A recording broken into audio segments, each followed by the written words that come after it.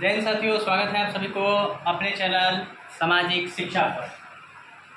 और आज हम एक ऐसे विषय वस्तु के साथ जुड़े हैं जिसके विषय में क्लास 9 के इतिहास के चैप्टर 1 में पढ़ना है, और वो क्रांति है फ्रांस की क्रांति। जैसा कि हमने पिछले वीडियो में आपको बताया था, क्लास 10 के पहले चैप्टर इस इतिहास का, जिसमें था यूरोप में राष्ट्रवाद, और उसी राष्ट्रवाद के विषय में यहाँ पढ़ना है 9th क्लास में, जो है कि फ्रांस की क्रांति। मैं फिर से दोहराना चाहता हूँ, 10th में यूरोप में राष्ट्रवाद पढ़ना है और 9th में फ्रांस की क्रांति पढ़ना है। और जैसा कि आप सभी जानते हैं, फ्रांस जो है यूरोप महादेश का देश, यूरोप महादेश में स्थित है, महादेश में स्थित है। हमने पहले भी इसका अर्थ बता दिया था। यूरोप का मतलब पश्चिम होता है, यानी भारत पूर्व में है, और यहाँ से जो भी देश भारत के पश्चिम में पड़ते हैं वो यूरोप महादेश में बसते हैं। और यहाँ पे जब हम फ्रांस की क्रांति की बात करते हैं तो फ्रांस का तो हमें समझ में आ गया कि फ्रांस एक देश है जिसकी राजधानी पेरिस है। और अब वहाँ पे जो क्रांति हुई थी उसके बारे में हमें इस पार्ट में पढ़ना है। और अब हम यहाँ पे आपको बताना चाहेंगे क्रांति। जब हम बात करते हैं क्रांति, आखिर ये क्रांति है क्या? जब भी हम लोगों के मन में आता है कि किसी भी विषय वस्तु के विद्रोह जैसी भावना होती है तो आता है कि हमें क्रांति करें। क्रांति का एक अर्थ ये भी हो सकता है कि विद्रोह को लेकर के हो सकता है। क्रांति का एक अर्थ हो सकता है विद्रोह को लेकर। और जाहिर सी बात है, जब विद्रोह होता है तो संघर्ष होगा, और जब विद्रोह होगा तो संघर्ष होगा, और इसके बाद जाहिर सी बात है कुछ न कुछ परिवर्तन जरूर होता है, यानी कि यहाँ पर परिवर्तन होता है,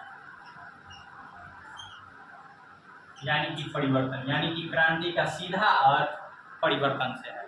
और परिवर्तन कब होगा? जब किसी प्रकार का विद्रोह होगा। परिवर्तन कई दशाओं में हो सकती है। परिवर्तन एक छोटे से भूभाग पे हो सकता है, परिवर्तन एक प्रांत में हो सकता है, परिवर्तन एक देश में हो सकता है, और परिवर्तन पूरी दुनिया में हो सकता है। जैसे कि फ्रांस की क्रांति में जो परिवर्तन हुआ वो राजनैतिक परिवर्तन है। और क्रांति मुख्यतः 3 कारणों से होती है। क्रांति के मुख्यतः 3 कारण हैं। पहला, राजनैतिक परिवर्तन।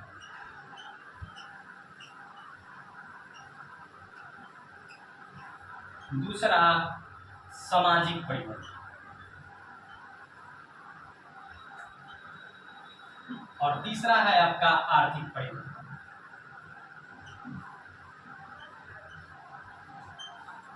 और जब हम फ्रांस की क्रांति की बात करते हैं तो इसमें राजनीतिक परिवर्तन होता है। जब आप इस चैप्टर में पढ़ेंगे तो फ्रांस की क्रांति 14 जुलाई 1789 को हुई थी।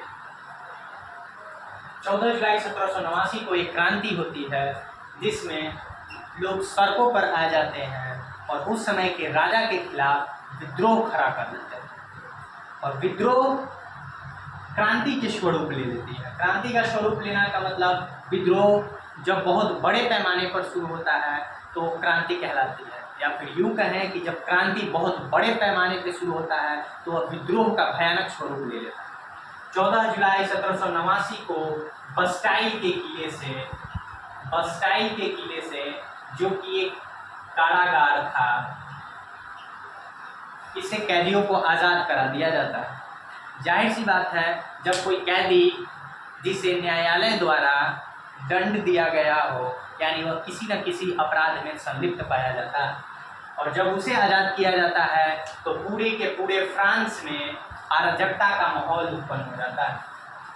अराजकता का माहौल उत्पन्न होता है।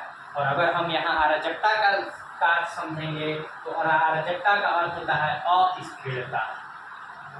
अस्थिरता समाज में उत्पन्न होती है। जैसे कि राजनीतिक परिवर्तन के बारे में हमने बताया कि फ्रांस की क्रांति हुई मुख्यतः राजनीतिक परिवर्तन को लेकर के, और राजनीतिक परिवर्तन सत्ता के परिवर्तन को लेकर के थी। फ्रांस में तानाशाही शासन था।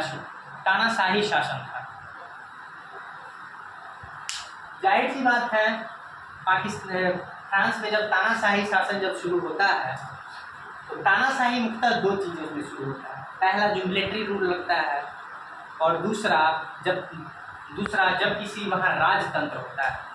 14 जुलाई 1789 से पहले फ्रांस में राजतंत्र था। इसके बाद वहाँ एक क्रांति का स्वरूप लेता है। एक बदलाव के लिए लोगों के मन में एक विचार आता है, जो कि राजा के सत्ता परिवर्तन को लेकर के, राजा द्वारा बढ़ाए गए करों को लेकर के उनका विरोध करते हुए सड़कों पर आ जाते हैं, जिसकी वजह से राजा ने उन पर लाठियाँ चलवाई, गोलियाँ चलवाई, जिससे लोगों की जाने गई और दृश्य और भयावह होता चला गया और यह एक विद्रोह का रूप ले लिया।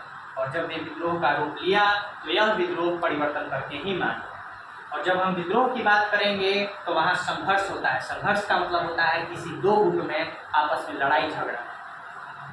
अब हम पढ़ेंगे इसके आगे कि राजनीतिक परिवर्तन में क्या क्या हुआ। अगले अध्याय के लिए हम फिर से मिलेंगे नेक्स्ट डे। नमस्कार।